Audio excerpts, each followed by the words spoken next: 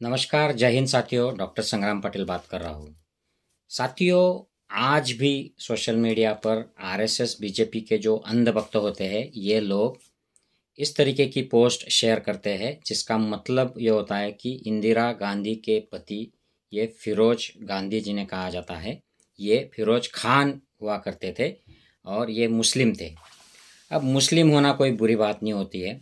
इस्लाम ये दुनिया का एक एस्टैब्लिश मज़हब है, धर्म है, तो उसमें कोई बुरी बात नहीं है। लेकिन जिस तरीके से आरएसएस मुसलमानों को टारगेट करती है और उनके प्रति घृणा निर्माण करती है, तो ये राजनीतिक दृष्टि से एक महत्वपूर्ण हो जाता है।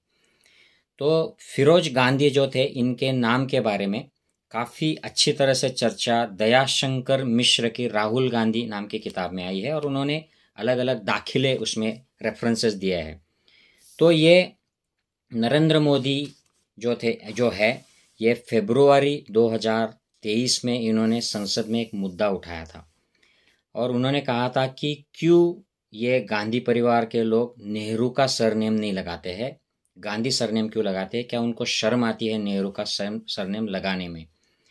तो इसमें दो चीज़ें थी, एक तो उनको टारगेट करना था नेहरू गांधी फैमिली को, और दूसरी जो चीज़ थी, ये इस तरीके का डिस्कशन खोल दिया जाए कि जिससे लोग ये गांधी सरनेम कहाँ से आ गया, फिर फिरोज गांधी को फिरोज खान करके और उनको मुसलमान बता के, या नेहरू को मुसलमान की संतान बताकर इस तरीके से उनको टारगेट किया जाए राजनीतिक तरीके से। मैंने पहले भी कहा है कि मुसलमान या हिंदू या ब्राह्मण या क्रिश्चियन बनना ये कोई बात मायना नहीं रखता है, लेकिन भारत में इसकी राजनीति होती है। तो राहुल गांधी ने इसको जवाब दिया था मोदी को कि भाई, मैं मेरे पिताजी का जो सरनेम है वो लगाता हूँ और मोदी जी को भारतीय समाज की समझ नहीं है कि पिताजी का ही सरनेम लगाया जाता है। तो इसमें डिस्कशन के जो मुद्दे हैं दयाशंकर मिश्र ने दिए कि उन्होंने इनक्रेडिबल हिस्ट्री के जो चैनल के होस्ट है अशोक कुमार पांडे जी, ये हिस्ट्री के बड़े जानकार है। इन्होंने जानकारी दी है कि पारसी लोगों में जो फिरोज गांधी जो थे, ये पारसी थे, तो इनमें गांधी सरनेम होते हैं। एक ऐसी भी बात कही जाती है कि ये गांधी करके जो सरनेम है उसका गांधी हो गया महात्मा गांधी के इन्फ्लुएंस से। तो अशोक कुमार पांडे कहते हैं कि गांधी नाम का कोई भी सरनेम पारसियों में नहीं मिलता है, ये गांधी ही होता है, जिसका स्पेलिंग GANDHY। सो ये गांधी ही होता है, ये कोई गांधी नहीं होता है या गांधा ही नहीं होता है। दूसरा जो एग्जाम्पल दयाशंकर मिश्र देते हैं कि दीना पाठक जो हिंदी फिल्मों में माँ का रोल करती थी, ये भी इनका शादी के पहले का जो नाम था ये दीना गांधी था। इनकी सिस्टर जो थी ये शांता गांधी, तो ये भी पारसी लोग हैं, तो इनके सरनेम गांधी है, प्रॉपर गांधी। स्वीडिश जर्नलिस्ट है, उन्होंने एक किताब लिखी थी फिरोज द फॉरगॉटन गांधी, और इस किताब में ये जो स्वीडिश जर्नलिस्ट है बर्टिल फॉक, इसने फिरोज गांधी के बर्थ सर्टिफिकेट जो है वहाँ तक के रेफरेंसेस दिए हैं कि इनका बर्थ मुंबई में हुआ था और उनके बर्थ सर्टिफिकेट पर नाम था फिरोज जहांगीर गांधी, और वो बताते हैं कि उनके पिताजी का नाम था जहांगीर फरीदुन गांधी और माँ का नाम था रत्तीमाई गांधी। तो उनके माँ बाप का नाम भी गांधी ही था।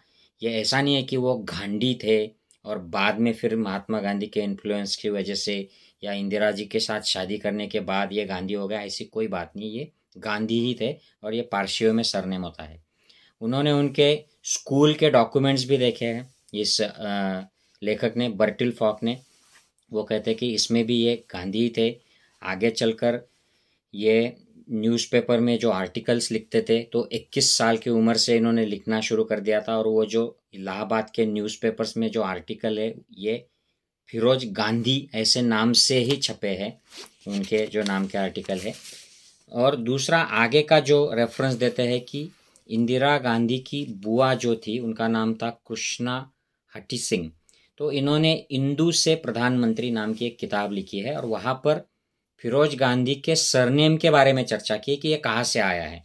तो वो कहती है कि ये गांधी सरनेम जो है ये परिवार के व्यवसाय की वजह से मिलता था।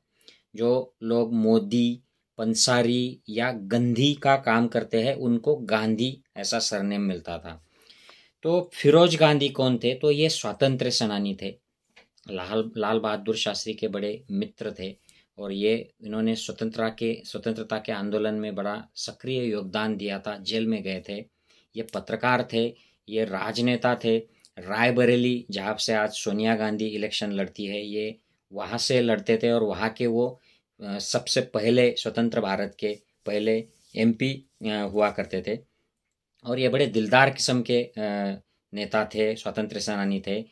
इन्होंने नेहरू के पक्ष में कांग्रेस पार्टी में होने के बावजूद ये नेहरू की सरकार पर बड़े अटैक करते थे और सरकार की कमियों को दिखाते थे। तो उस वक्त जब विरोधी पक्ष अस्तित्व में एकदम कमज़ोर हुआ करता था, लगभग था ही नहीं, उस वक्त फिरोज गांधी विरोधी पक्ष के सपोर्ट में आ जाते थे और सरकार के लिए वो विरोधी पार्टी की भूमिका अदा किया करते थे।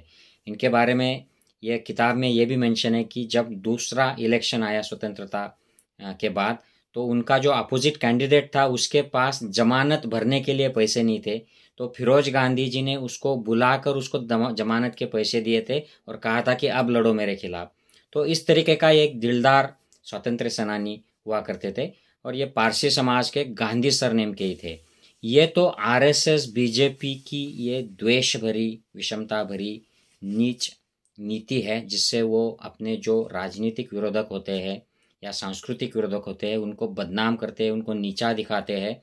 मैं पहले भी कह चुका हूँ, मुसलमान किसी को दिखाना ये नीचा दिखाना नहीं होता है। इस्लाम ये बहुत वेल एस्टैब्लिश्ड रिलीजन है ऑल ओवर द वर्ल्ड। इसमें कोई कमी पने की बात नहीं होती है। आप कौन सा रिलीजन फॉलो करते हैं ये अपनी पर्सनल बात होती है, लेकिन RSS BJP के लोग इस तरीके का माहौल क्रिएट करते हैं जिसमें मुसलमानों के प्रति नफ़रत पैदा हो जाए। तो मैं आशा करता हूँ कि ये रेफरेंसेस सुनकर आपको ये क्लैरिफाई हो और प्लीज़ ये वीडियो शेयर कीजिए ताकि लोगों में ये जो गलतफहमियाँ पैदा करते हैं कि नेहरू जी मुसलमान की संतान थे। नेहरू जी ये कश्मीरी पंडित कौल फैमिली के थे और वो जब इलाहाबाद उनकी फैमिली माइग्रेट हो गई तो वहाँ पर उनको नेहरू सरनेम मिल गया था और इंदिरा जी ने एक पारसी स्वतंत्र सेनानी के साथ शादी की थी जिनका सरनेम गांधी था। I hope this all makes it clear. जय हिंद साथियों।